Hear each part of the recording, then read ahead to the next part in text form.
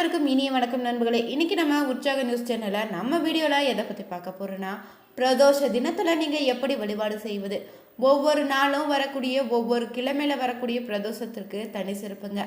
அதன்படி பார்த்தீங்கன்னா இந்த மாதத்தில் புதன்கிழமையில் அமைந்திருக்கக்கூடிய இந்த பிரதோஷ நாளை நீங்கள் எப்படி வழிபடலாம், மேலும் பார்த்தீங்கன்னா இந்த ஒரு நாளை எந்த ஒரு பொருள் நீங்கள் சிவாலயத்திற்கு அபிஷேகத்துக்கு வாங்கி கொடுத்தா உங்களுக்கு கிடைக்கக்கூடிய பலன்கள் என்னென்ன தெரிஞ்சுக்கலாங்க. இந்த வீடியோ உங்களுக்கு பயனுள்ளதாக இருக்கும். மேலும் நீங்கள் புதியவராக இருந்தீங்கன்னா மறக்காமல் உற்சாக நியூஸ் சேனலை சப்ஸ்கிரைப் பண்ணிவிட்டு கூடவே இருக்க பெல் பட்டனை கிளிக் பண்ணிக்கோங்க. வாங்க நண்பர்களே, வீடியோக்குள்ளே போகலாம். புதன்கிழமையில் வரக்கூடிய பிரதோஷ நாளை நீங்கள் சிவ தரிசனம் செய்வது அளவில்லாத நன்மைகளை உங்களுக்கு அளித்திடும். இந்த நாளை நீங்கள் மாலை நேரத்தில் சிவாலயம் போய் அபிஷேகத்திற்கு பொருட்களை வாங்கி இறைவனை தரிசனம் செய்தீங்கன்னா பார்த்தீங்கன்னா வீட்டில் இருக்கக்கூடிய கடன் தொல்லைகள் அனைத்துமே நீங்கிடும். 16 வகை செல்வங்களும் உங்களுக்கு கிடைக்குமாங்க. வீட்டில் சுபிஷ நிலவை நீங்கள் புத்திர பாக்கியம் கிடைக்க வேண்டும்னா சிவனந்தி அபிஷேகத்திற்கு நீங்கள் தேவையான அபிஷேக பொருட்களை வாங்கி கொடுக்கலாம். அதில் இளநீர் வாங்கி தர நல்ல புத்திசாலித்தனம் உங்களுக்கு கிடைக்குங்க. மேலும் பார்த்தீங்கன்னா மக்கள் பேரு உங்களுக்கு கிடைப்பதாக சொல்லுவாங்க. வீட்டில் தடைபட்டு இருக்கக்கூடிய காரியங்கள் அனைத்தும் தடைகளை நீங்கி மழவளவென நடைபெற நீங்கள் சிவன் கோவிலில் சென்று இளநீர் வாங்கி தருவது அற்புதமான பலன்களை உங்களுக்கு தேடித்தரும். ஆகவே நீங்கள் பார்த்தீங்கன்னா சுக்ல பிரதோஷம், கிருஷ்ண பிரதோஷம், சனி பிரதோஷம்னு ஒவ்வொரு வாரத்துக்குமே ஒவ்வொரு பிரதோஷம் இருக்குது. ஞாயிற்றுக்கிழமையில வரக்கூடிய பிரதோஷம் ஆதி பிரதோஷம்னு சொல்லுவாங்க. திங்கக்கிழமை வருவது சோமவார பிரதோஷம்னு சொல்லுவாங்க. செவ்வாய்க்கிழமை வரக்கூடிய பிரதோஷம் மங்கள பிரதோஷம்னு சொல்லுவாங்க. அதன்படி பார்த்தீங்கன்னா புதன்கிழமையில் வரக்கூடிய இந்த ஒரு பிரதோஷத்தை புதவார பிரதோஷம்னு சொல்லலாங்க. இந்த நாளை நீங்கள் வழிபடுவதால் புத்திசாலித்தனம் உங்களுக்கு அதிகம் ஏற்படுங்க. அடுத்தபடியாக வரக்கூடிய வியாழக்கிழமையில் வரக்கூடிய பிரதோஷம் குருவார பிரதோஷம்னு சொல்லுவாங்க. வெள்ளிக்கிழமையில் வரக்கூடியது சுக்கிரவார பிரதோஷம்னு சொல்லுவோம். எல்லாவற்றையும் விட இந்த ரொம்பவே சிறப்பு வாய்ந்த பிரதோஷம் தான் சனி மகா பிரதோஷம். இந்த நாளில் சிவாலயத்தில் பார்த்தீங்கன்னா சிறப்பு அபிஷேகம் ஆராதனைகள் அனைத்தும் நடைபெறுங்க. இந்த பிரதோஷத்தில் நீங்கள் வழிபட்டீங்கன்னா 5 ஆண்டுகள் சென்று சிவதரிசனம் செய்த பலன் உங்களுக்கு கிடைத்திடுங்க. பெரும்பாலும் பேர் நீங்கள் என்ன நினைக்கிறீங்கன்னா சனி தான் அதிகமான தோஷங்களையும் குறைகளையும் ஏற்படுத்தி தராரு, துன்பங்களை தராருன்னு நினைக்கக்கூடியவங்க மறக்காமல் நீங்கள் சனிக்கிழமையில் வரக்கூடிய பிரதோஷ நாளில் சனியால் ஏற்படக்கூடிய பாதிப்புகளிலிருந்து விடுபடுனா இந்த நாளை தவற விடாமல் நீங்கள் சிவ ஆலயங்களில் சென்று வழிபாடு செய்திருங்க. புதன் பார்த்தீங்கன்னா செல்வத்தை அள்ளித்தரக்கூடிய ஒரு பகவானாக இருக்கிறாரு. புதன் பார்த்தீங்கன்னா ஒரு பொன்னான நாளுன்னே சொல்லலாம். இந்த நாளில் நாம் விரதம் இருந்து வழிபட்டாலே பார்த்தீங்கன்னா நம்ம வாழ்க்கையில் செல்வம் பெருகிடுன்னே சொல்லலாங்க. செல்வம்னா பணம் மட்டும் இல்லை, அறிவு செல்வம், ஆரோக்கியன்னு, குழந்தை செல்வம், திருமண பாக்கியன்னு, குடும்ப ஒற்றுமைன்னு 16 வகையான செல்வங்களும் இருக்குதில்ல. இந்த 16 வகையான செல்வங்களையும் நீங்கள் பெற வேண்டும்னா தவறாமல் புதன்கிழமையில் வரக்கூடிய பிரதோஷ நாளில் வழிபாடு செய்திடுங்க.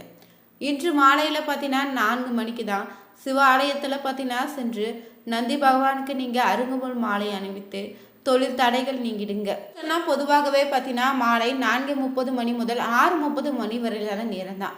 உலகில் இருக்கக்கூடிய அத்தனை தேவதைகள்னு தெய்வங்களும் நேர்மறை எண்ண கொண்ட சக்திகள் சித்தர்கள்னு அனைவருமே பார்த்தீங்கன்னா சிவபெருமானை பார்ப்பதற்காக சிவாலயத்தில் கூடியிருப்பாங்களா. அந்த நேரத்தில் நாமும் கோவிலில் எந்த வேலையாவது செய்தோம்னா அவருடைய பார்வையும் நம்ம மேலே படுங்க. நம் வாழ்க்கையில் இருக்கக்கூடிய பிரச்சனை பாவம் அனைத்தும் நீங்கிடுவதாக சொல்லப்படுது. கோயிலில் இந்த நாளில் நீங்கள் தயிர் சாதம் வழங்கினீங்கன்னா நீண்ட நாள் உங்களுக்கு தடைப்பட்ட காரியம் நிறைவேறிடும். அதே போல் பசுவிற்கு 4 மஞ்சள் வாழைப்பழம் கொடுப்பது ரொம்பவே நல்லதுங்க. மேலும் இந்த நாளில் நீங்கள் சிவபெருமானையும் நந்தியை வழிபாடு செல்லும்போது பார்த்தீங்கன்னா நமச்சிவாய வாழ்க நந்தன் நாள் வாழ்கன்னு மந்திரத்தை உச்சரித்தபடி வழிபடுவது ரொம்பவே நல்லது. யாரை பற்றியும் நீங்கள் இந்த நாளில் குறை சொல்லி பேசாதீங்க. மேலும் பார்த்தீங்கன்னா எதிர்மறை எண்ணங்களை வெளிப்படுத்தவும் வேண்டாம். மேலும் சிவனுடைய நாமத்தை மட்டும் நீங்கள் உச்சரித்து கொண்டே நந்தியை மறைத்து கொண்டு சிவபெருமானை வணங்காதீங்க. நந்தியினுடைய கொம்புகளுக்கு இடையில தான் நீங்கள் எப்போதுமே சிவனை வழிபாடு செய்யணும். ஆகவே பார்த்தீங்கன்னா தினமும் பகலும் இரவும் சந்திக்கின்ற சத்திய காலமாகிய மாலை நேரம், அதாவது 4:30 மணி முதல் 6:30 மணி வரையிலான காலத்தை தான் நம்ம பிரதோஷ காலமாக சொல்வோம். இந்த நேரத்தில் நீங்கள் ஈசனை தரிசனம் செய்வது உங்களுக்கு நற்பலன்களை தேடித்தருள்ள. நித்திய பிரதோஷத்தை 5 வருடங்கள் முறையாக நீங்கள் பின்பற்றி வந்தீங்கன்னா உங்களுக்கு முக்தி நிச்சயனே நீங்கள் எடுத்துக்கலாம். தோஷனே பிறவி தோஷன், பிற தோஷங்களை போக்கக்கூடிய சித்தர்களுடைய சூட்சம வழிபாடு முறைதாங்க பிரதோஷமா. நெடுங்காலத்துக்கு முன்னாடி யார் யார் பின்பற்றிருக்காங்கன்னா சித்தர் மட்டும் பின்பற்றி வந்திருக்காங்க. அதன் வழியில் வந்த சித்தர்கள் வெளியில் வந்தவங்க தான் ஆன்மீக நெறியர்கள். அவர்களும் பின்பற்றி வந்தாங்க. அவர்களை பின்பற்றியவங்க தான் தற்போது பிரதோஷத்துடைய அருமையும் பெருமையும் அறிந்து கொண்டு அனைவருமே பார்த்தீங்கன்னா சிவன் கோவிலுக்கு இந்த ஒரு நாளை சென்று வழிபட தொடங்கியிருக்கோம். நாம் பிரதோஷ தினத்தில் சிவாலயத்துக்கு போய் வழிபட்டால் நம்ம வாழ்க்கையில் இருக்கக்கூடிய அனைத்து பாவங்களும் தோஷங்களும் விளங்கிடுங்க. நாம் உரைக்கக்கூடிய வார்த்தைகள் எல்லாம் நாயகன் உரைக்கும் வார்த்தைகள்னு பெரியவங்க சொல்லுவாங்க. அதன்படி பார்த்தீங்கன்னா இந்த நாளில் நீங்கள் யாரிடமும் கோபமாகவோ மனம் வருத்தப்படும்படி நீங்கள் பேசிடாது. பொன் கிடைத்தாலும் புதன் கிடைக்காதுன்னு சொல்லுவாங்க. புதன் பார்த்தீங்கன்னா செல்வத்தை அள்ளி தரக்கூடிய ஒரு பொன்னான நாளுன்னே எடுத்துக்கலாம். இந்த நாளில் நீங்கள் விரதம் இருந்து பிரதோஷ வழிபாடு செய்தீங்கன்னா உங்கள் வாழ்க்கையில் பார்த்தீங்கன்னா செல்வ வளம் பெருகிடுங்க. மேலும் இந்த நாளை எப்படி வழிபாடு செய்வதுன்னு தெரிஞ்சுக்கோங்க. இந்த நாளில் நீங்கள் சிவன் கோவிலுக்கு சென்று சிவனுக்கு தேவையான அபிஷேக பொருட்கள் வாங்கி கொடுப்பது அளவில்லாத நன்மைகளை ஏற்படுத்தி தரும். வாழ்க்கையில் நீங்கள் 16 வகையான செல்வங்களை பெற வேண்டும் நீங்கள் நினைச்சிங்கன்னா தவறாமல் புதன்கிழமையில வரக்கூடிய பிரதோஷ நாளில் விரதம் இருந்து வழிபடுங்க. இந்த நாளில் நீங்கள் விரதம் இருப்பவர்களாக இருந்தீங்கன்னா செவ்வாய்க்கிழமை மாலையிலே நீங்கள் நன்றாக குளித்துட்டு சிவ ஆலயத்துக்கு சென்றோ இல்லைனா வீட்டிலிருந்தே சிவ வழிபாடை தொடங்கலாம்.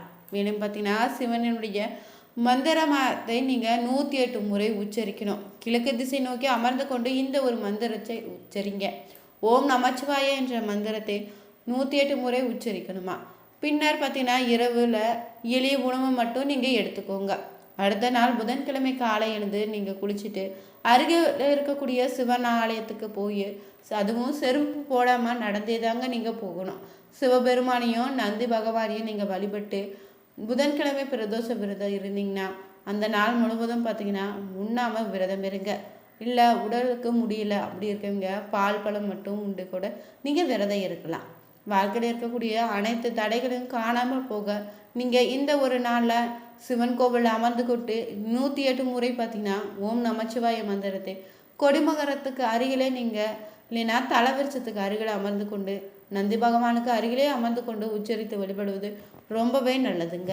மீண்டும் பார்த்தீங்கன்னா 4 மணிக்கு சிவாலயத்துக்கு சென்று நந்தி பகவானுக்கு நீங்கள் அருங்கம்புல் மாலை அணிவித்து தொழில் தடைகள் அனைத்து உங்களுக்கு நீங்கிடுங்க. சிவனுக்கு அர்ச்சனை செய்து வழிபாடு செய்திடுங்க. இந்த நாளில் விரதம் இருந்து வழிபடுவதாக இருந்தீங்கன்னா சிவபெருமான் ஆலயத்துக்கு போனதுமே நந்தி பகவானையும் சிவனையும் வழிபட்டு யாரிடமும் பேசாமல் இருக்கணும். மேலும் பார்த்தீங்கன்னா எதிர்மறை எண்ணங்களை நீங்கள் எந்த ஒரு இடத்திலும் இந்த ஆலயத்தில் நீங்கள் வெளிப்படுத்தக்கூடாது. சிவனுடைய நாமத்தை மட்டும் நீங்கள் மனதில் உச்சரித்து கொண்டே இருங்க. நந்தியை மறைத்து கொண்டு சிவனை நீங்கள் தரிசனம் செய்யாதீங்க. யாரையும் நீங்கள் எதிர்மறையாகவும் பேசவும் கூடாது. மேலும் பார்த்தீங்கன்னா ஈஸ்வரனை மனதார நீங்கள் தியானித்து கொண்டு நந்தீஸ்வரருடைய 108 போற்றி மந்திரங்களையும் 5 முறை நீங்கள் ஜபித்தீங்கன்னா அனைத்து தெய்வங்களும் உங்களுக்கு நன்மைகளை ஏற்படுத்தி தருங்க. ஒவ்வொரு நாளில் வரக்கூடிய பிரதோஷ தினத்தினுடைய பலன்கள் என்னன்னு தெரிஞ்சுக்கோங்க. வாரத்தின் முதல் நாளாக வரக்கூடிய ஞாயிற்றுக்கிழமையில நடக்கக்கூடிய பிரதோஷ தினத்தில் நீங்கள் வழிபடுவது ரொம்பவே நல்லதுங்க. இந்த நாளை நீங்கள் வழிபாட்டில் கலந்து கொள்வது ஞாயிறு திசை நடப்பவங்க முக்கியமாக கலந்து கொள்ளணுமா. அப்படி நீங்கள் கலந்து கொண்டீங்கன்னா உங்களுக்கு இருக்கக்கூடிய அனைத்து துன்பங்களும் நீங்கிடுங்க. பிரிந்த குடும்பம் ஒன்று சேருங்க. திங்கக்கிழமையில் வரக்கூடிய பிரதோஷத்தில் சோமவார பிரதோஷம்னு சொல்லுவோம்.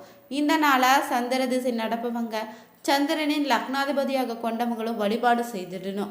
அப்படி நீங்கள் வழிபட்டினா உங்களுக்கான மன நிம்மதியும் மன மகிழ்ச்சியும் உங்களுக்குள்ளே உண்டாகிடும்.